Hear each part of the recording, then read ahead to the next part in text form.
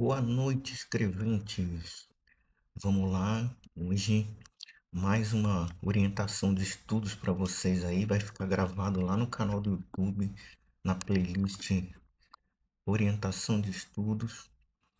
E gostaria aqui de começar, né, nessa análise que a gente tem feito aqui daquele documento em PDF do curso Estratégia Concurso, tá? Isso você também pode fazer sozinho, né? Pegar o seu site de questões, né? Filtrar lá por de que ano até que ano você quer, escolhe a disciplina, banca, né? TJ São Paulo, e aí vai vendo. Só que teria que, né, separar muitas partes aqui do que a gente vai ter que fazer, tá? Então, começando aí, né? A gente tem primeira coisa aí, o primeiro tópico aí é língua portuguesa. Então, só para a gente ter um exemplo, né? Então, aqui seguindo as aulas na ordem, 0, 1, 2, 3, ou seja, a sequência didática que o curso escolheu. Então, você vai lá, classes de palavras, né? Substantivo, adjetivo, esse monte de classes de palavras, preposições e conjunções, pronomes, colocação pronominal. Então, tá tudo divididinho. Então, tudo isso aqui é classes de palavras, né? As 10 classes de palavras.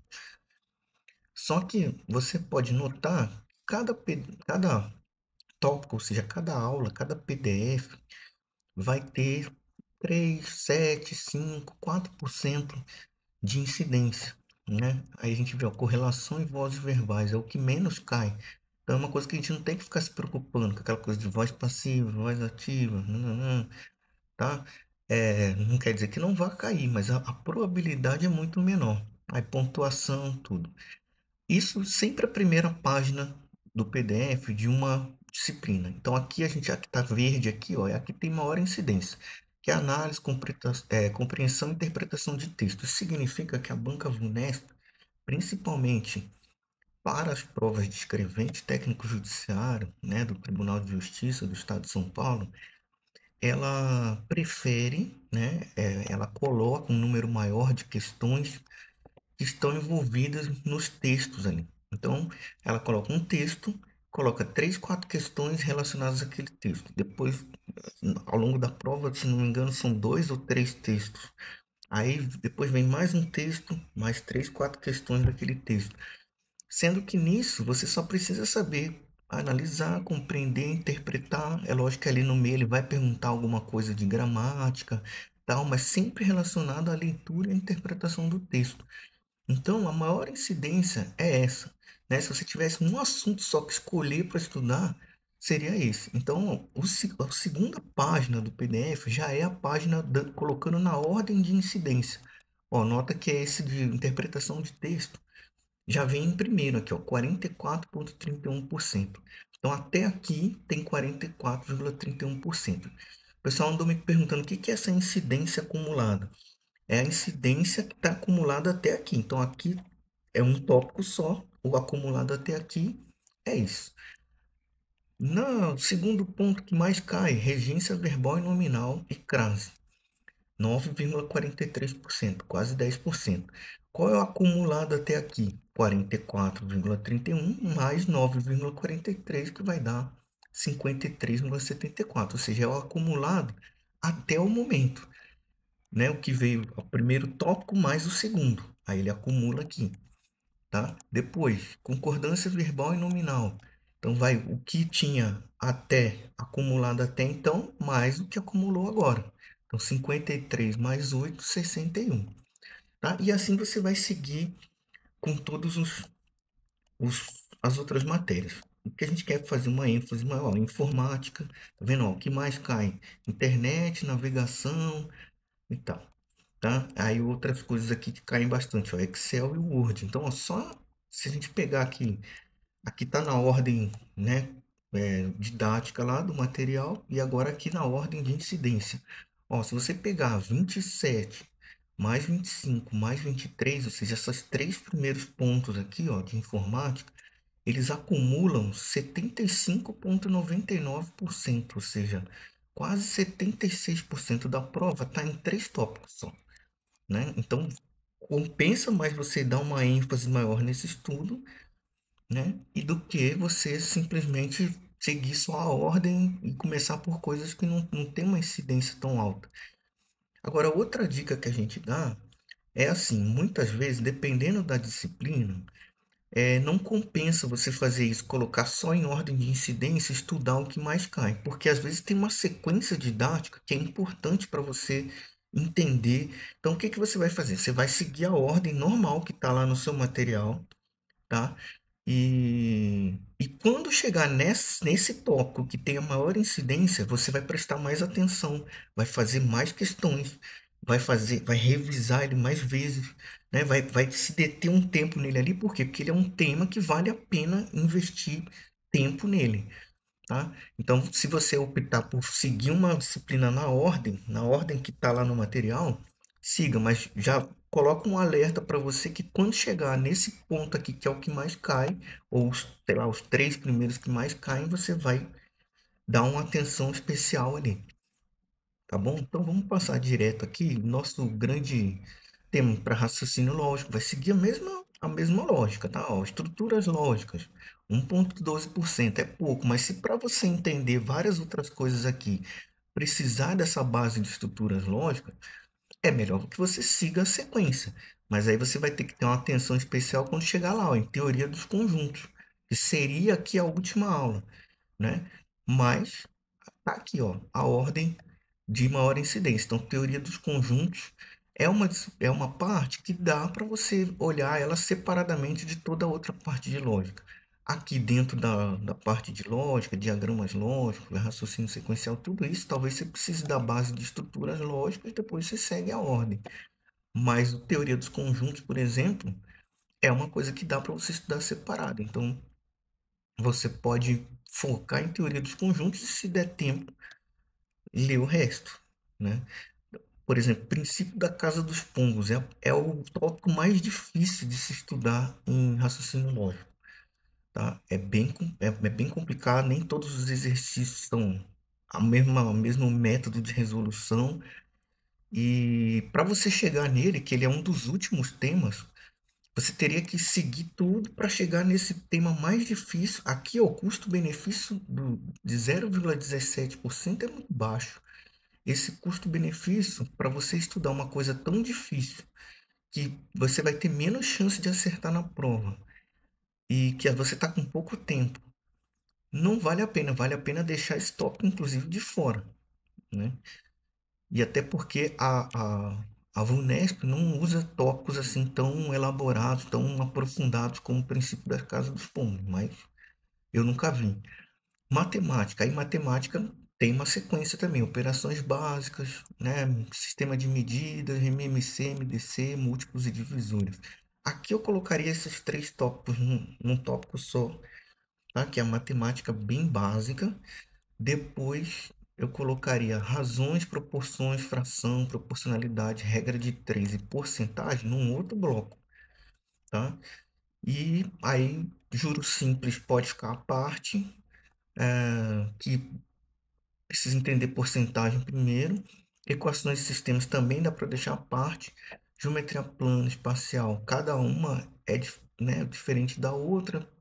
Se tiver uma basezinha da plana ajuda na espacial, mas, por exemplo, geometria espacial, que é um tópico aprofundado, né, à parte, totalmente à parte, 5,16%. Compensa muito mais se estudar equações de sistemas com 16, fração, razões e proporções com 12, certo? Esse outro aqui com 10. A soma de tudo isso não vai me atrapalhar a perder esses 5% de geometria espacial, por exemplo. Aqui, ó, custo-benefício bom, relação entre grandezas, tabelas e gráficos. A VUNESP só quer saber se você sabe interpretar uma tabela, um gráfico e observar ali e colocar a resposta. Média aritmética simples e ponderada é fácil também. Então, são dois assuntos, ó, que somados dão quase 15%. E são assuntos que não são tão complexos. O custo-benefício deles é melhor do que, por exemplo, estudar geometria espacial, tá? Só uma ideia. Então, aqui, colocando na ordem de incidência, ó, equações e sistemas, dá para estudar separado, geometria plana também, né? Agora, frações, razão e proporção, eu colocaria junto aqui com porcentagem, regra de três simples e composta. Esses três aqui, ó, vai dar 30% da prova. São assuntos mais básicos, né, que caem numa maior incidência do que às vezes você pegar dois tópicos aqui que também estão dando 30% e se você tiver dificuldade é mais fácil deixar ele de lado. Então isso aí é uma coisa, pessoal, que é assim, vai ser particular de cada um, tá? Às vezes você vai pegar a matemática, vai achar um tópico aqui mais fácil, mais difícil. Quando eu quis dizer fácil, assim, é uma coisa mais simples de você pegar num curto espaço de tempo, tá? Mas isso é uma coisa muito pessoal. Talvez você, o que eu acho fácil, você ache difícil. O que eu acho difícil, você acha fácil. E vamos para os direitos, tá? Os direitos aqui é a chave é o coração da nossa análise aqui. Direito administrativo só tem esses dois tópicos: a Lei de Improbidade Administrativa, o Estatuto dos Funcionários Públicos Civis do Estado de São Paulo, tá? Vamos fazer uma análise aqui. A maior incidência é a Lei de Improbidade Administrativa. Então, comecemos por ela, até porque na sequência didática também é ela. E 38% do Estatuto. Porque, além de ela ser mais incidente, eu destaco uma outra coisa.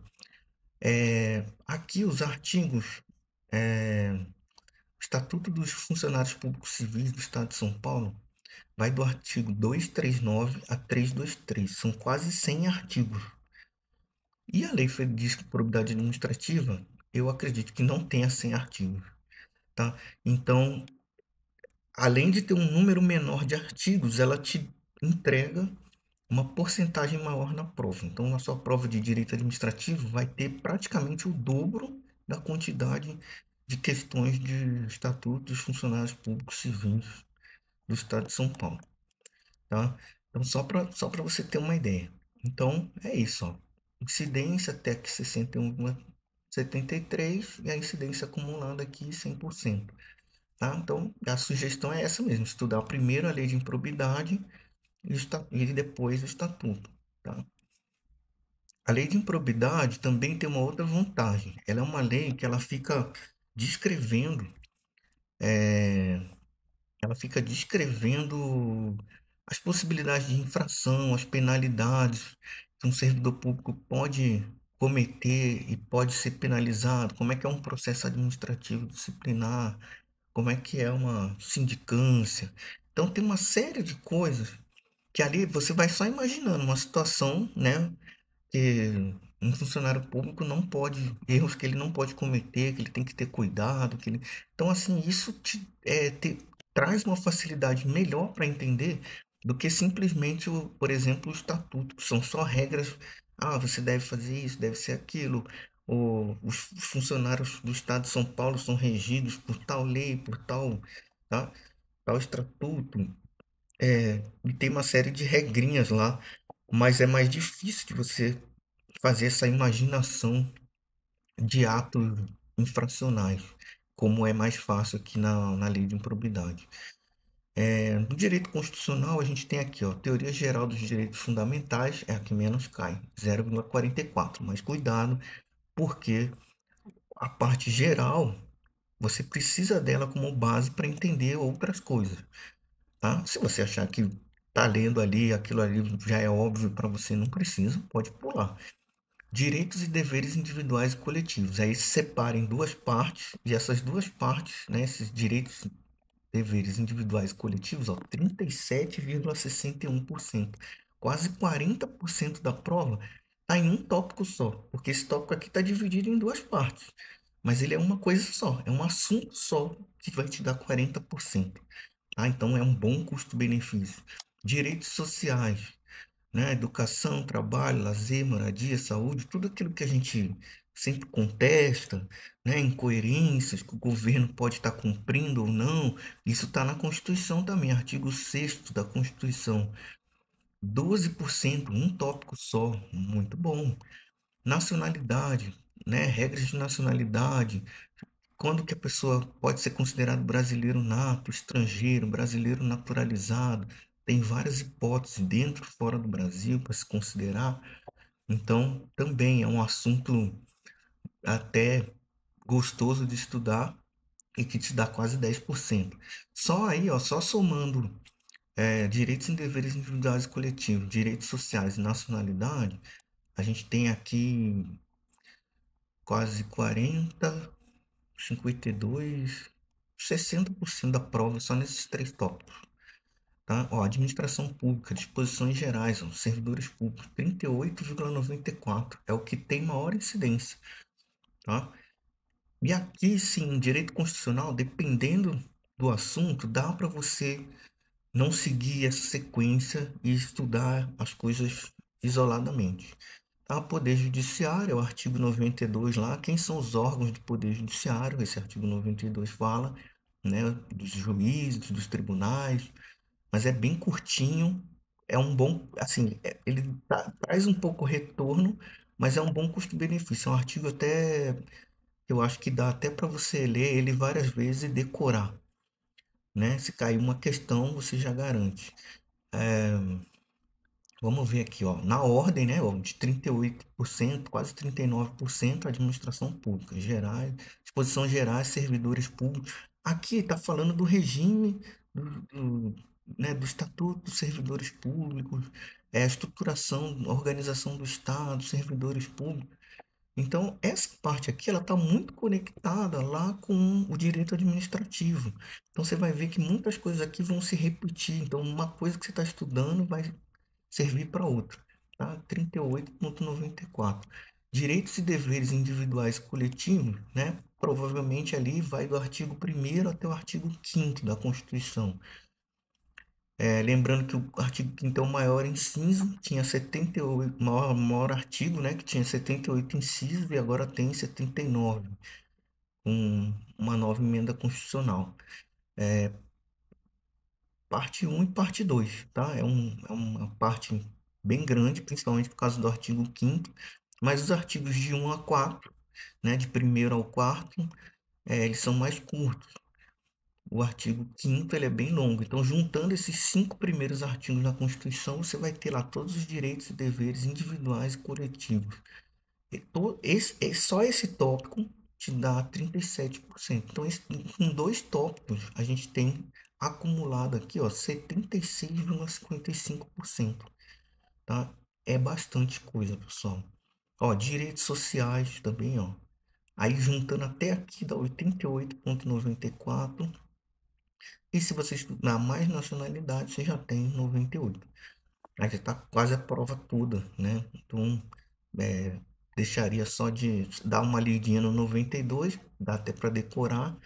E a teoria geral dos direitos fundamentais, talvez, né, só para você ter um entendimento do restante, quiser fazer uma base, mas se você quiser deixar de lado, se tiver, não sei se vai estar no seu material descrito dessa forma, mas se você quiser pular, ele vai entregar pouco, né?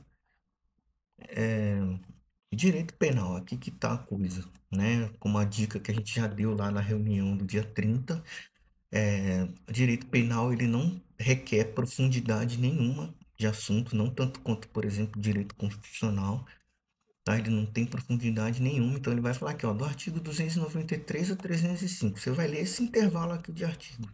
Aí não tem o 306, já pula para o 307, depois só o 308 e depois o 311A, tá? Então, ele diz aqui direitinho.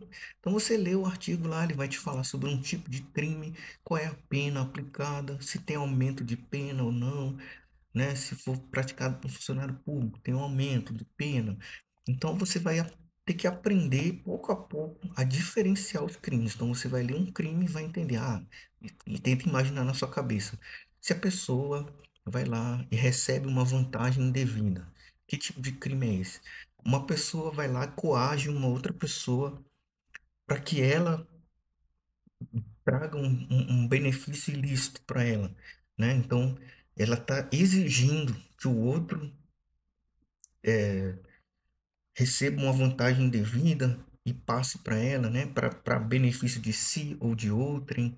Então, é, você vai aprendendo a diferenciar esses crimes e os crimes que forem mais parecidos, você aprenda a diferenciar ali a dosimetria da pena, os números, né, mas a dosimetria da pena menos importa. O que mais importa, o que mais vai ter na sua prova de direito penal é se você sabe o nome do crime, ele vai descrever lá no enunciado, um funcionário público foi lá e falsificou um documento.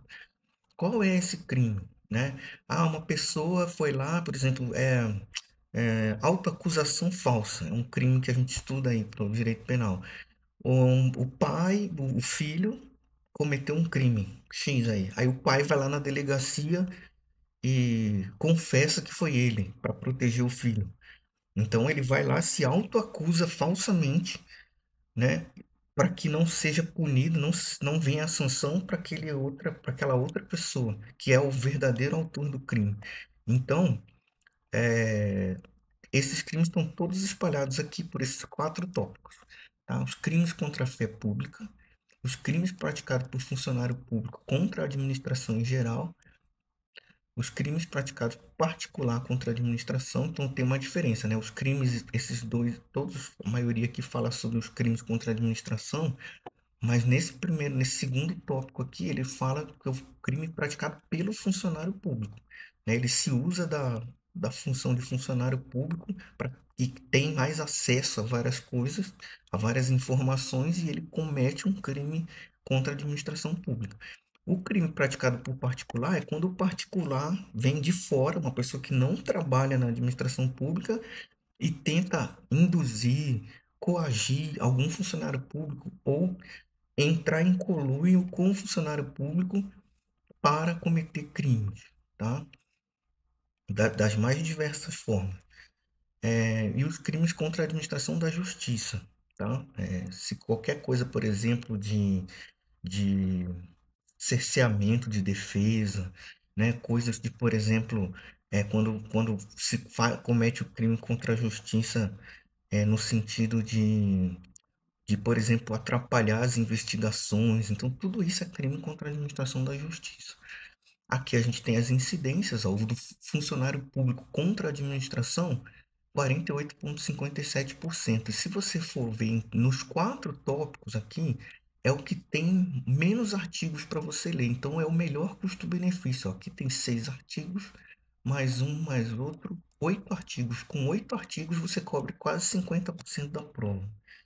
Então, se no último caso você não tiver tempo, tiver que escolher um tópico só para estudar, estude esse, né? Mas você vai ver que eles são muito relacionados. Os três primeiros, principalmente, eles são tudo a ver com é, lesar o patrimônio, lesar o erário, né? Que é a administração pública. Então, só que a diferença é que se ele é feito por funcionário público ou por pessoas particulares, né? Os crimes contra a fé pública é falsificação de documento, fraude, né? Qualquer tipo de coisa assim. Tá? Então, aqui por ordem de incidência, né? Primeiro, o crime praticado por funcionário público começa no 312 e vai até o 327, mas pula o 318. É, hum, os crimes contra a, a fé pública, é o segundo, 27%. Então, até aqui já está acumulado 75%. Então, se você estudar metade da matéria, você já tem 75% da prova, tá? Então, só para você ter uma ideia. E aí, claro, a escolha é sua, tá? De como você vai fazer, como você vai escolher. Agora, direito processual penal. Uma dica geral que eu dou: os direitos processuais, eles têm uma sequência didática a ser seguida. Então, eu orientaria, né, na minha opinião, ou o que eu faria é estudar na sequência, mas sempre dando atenção maior aos pontos que mais caem. Mas também você fique à vontade. Se você achar que você quer seguir só pelos pontos de maior incidência, tudo bem. Tá? Então aqui começa com sujeitos processuais. Quem são os sujeitos? Quem é o autor? Quem é o réu? Né? Que lá no processo penal, por exemplo, o autor do crime, ele vira réu no processo penal. Né? Então, por aí a gente vai identificando esses, né, os assistentes e auxiliares da justiça, o Ministério Público, o acusado, o defensor e os funcionários da justiça, né? Que é o que vocês vão ser em breve. Depois, das citações e intimações, tá?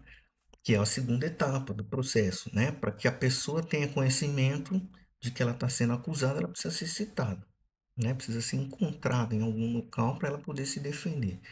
Tá? Intimação é quando a pessoa já está participando do processo e ela vai receber uma comunicação para se manifestar. Depois vem o processo comum, então o processo penal comum, ó, procedimento e julgamento do tribunal do júri. Aqui seria como se fosse uma classe especial do processo comum. Não é um processo qualquer, né? O tribunal do júri está previsto na Constituição como o único que tem competência para julgar os crimes dolosos contra a vida. Então, se houver alguma morte por homicídio, só pode ser julgado pelo tribunal do júri, né? Então, é algo que cai bastante, ó, 16% para um tópico só. Tá? Procedimentos especiais da restauração dos autos extraviados ou destruídos, né? Se alguém tentar obstruir a justiça, destruindo documentos, o que que acontece? Recursos, como é que são feitos recursos, habeas corpus, né? Para garantir liberdade de locomoção. E os juizados especiais criminais, ó, 20%, tá vendo? Só os juizados especiais criminais. Esse vale a pena mudar a ordem. Por quê? Porque ele é descolado de toda a teoria do processo penal. Então vamos ver lá, ó, na incidência, tá vendo? Ó, os juizados especiais criminais, só ele é 20%. Então, esse aqui sim, eu sugiro começar por ele, porque você não precisa entender todo o processo penal para chegar nele. Você pode fazer isso, né? Que a gente chama de GCRIM, que é os juizados especiais criminais. 20%. Depois vem procedimento e julgamento do tribunal do júri. É o que mais cai. Mas se você começar a ler e ver que você não está entendendo muito bem, siga a sequência didática. E quando você chegar no tribunal do júri, você aumenta a sua atenção, faça mais questões, leia mais vezes, revise mais vezes, tá? Ou vai a cada 2, 3 dias, você vai retomando ali o assunto para ficar bem fixo na sua cabeça. E aqui seria o começo do começo mesmo. Quem são os auxiliares, né? Quem são os participantes do processo penal, habeas corpus, processo comum, citações e intimações, recursos, tá? Se a gente for ver essa ordem aqui, ela está meio bagunçada. Então, o que eu faria? Eu estudaria o GCRIM, né? O primeiro aqui, ó, de 20%, juizados especiais criminais, e depois eu seguiria a ordem da primeira tabela, tá? Depois eu iria aqui nos sujeitos do processo, que isso aqui eu acho que não vai tomar muito tempo, citação, intimação, processo comum, e por aí vai. Iria na ordem até chegar aqui, ó, no habeas corpus, porque aí os juizados especiais criminais a gente já teria visto no início, tá?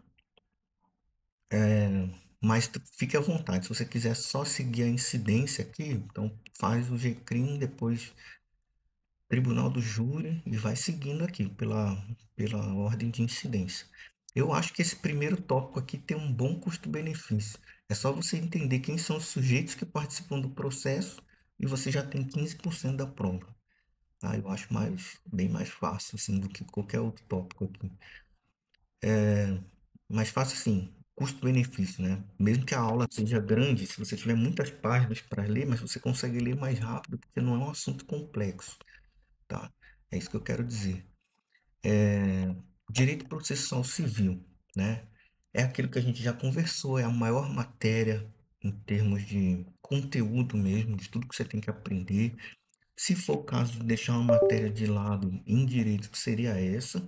Mas se você resolver estudar, tem aqui o código, vai ser tudo baseado no Código de Processo Civil. E aqui tem o JEC, o Juizado Especial Civil, que é o antigo Tribunal de Pequenas Causas, né? Que as pessoas podem entrar sem representação de advogado, é mais simples, a pessoa pode chegar lá e falar verbalmente o que que ela tem contra o Estado, que ela pede uma indenização, e aí aquilo vai ser reduzido a termo, né, pelo escrevente que está lá, e vai ser iniciado o processo, tá?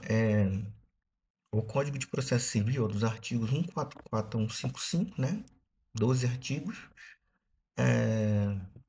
fala dos auxiliares da justiça, escrivão, chefe de secretaria e oficial de justiça, 13%. Segundo e terceiro tópico, na verdade, é um tópico só: comunicação de atos processuais, que é citação, intimação, aquela coisa que divide em duas partes, para você ver como é grande, ó.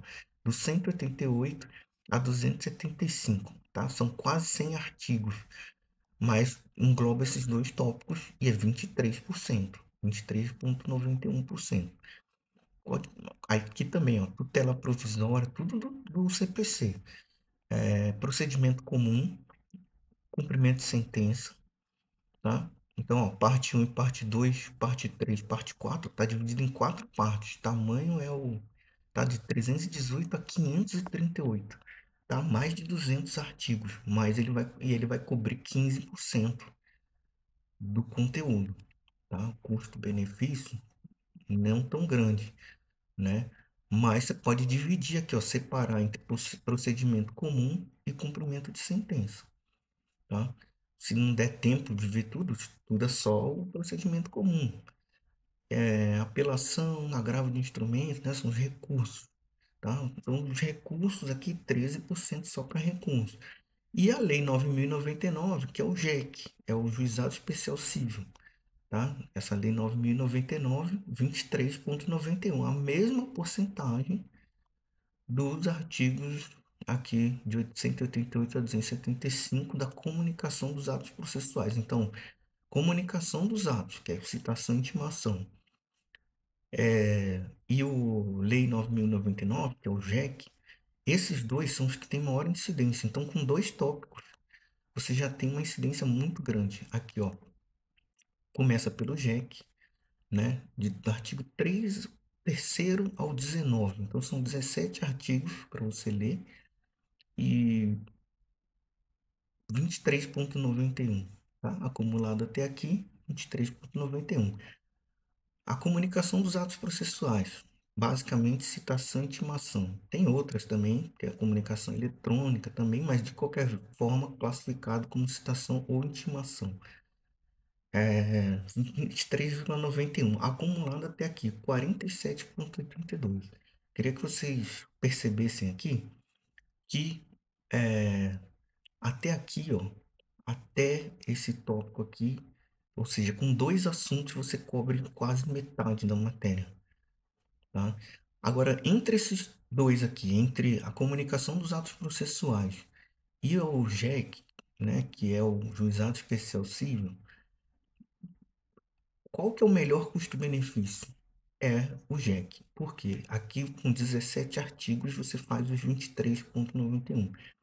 Aqui você tem que estudar quase 100 artigos para ter os mesmos 23,91. Por isso que eles foram classificados depois do JEC. Mas mesmo assim entrega uma quantidade muito boa. Depois vem aquela parte grandona lá, que é o procedimento comum mais o cumprimento de sentença, que vai dar 15%, né? Está dividido em quatro partes, mas considere isso tudo aqui como um tópico só. Depois vem a impedimento e suspeição, auxiliares da justiça, escrivão, né? 13%, 13%, por aí vai, né? Eu talvez estudaria na ordem e quando chegasse nesses dois tópicos aqui eu teria uma atenção maior. Mas como a gente agora está sem tempo, se você não começou a estudar ainda a parte de processo civil ou vai deixar de lado, tente ler pelo menos o JEC, né? Pelo menos aí para a gente.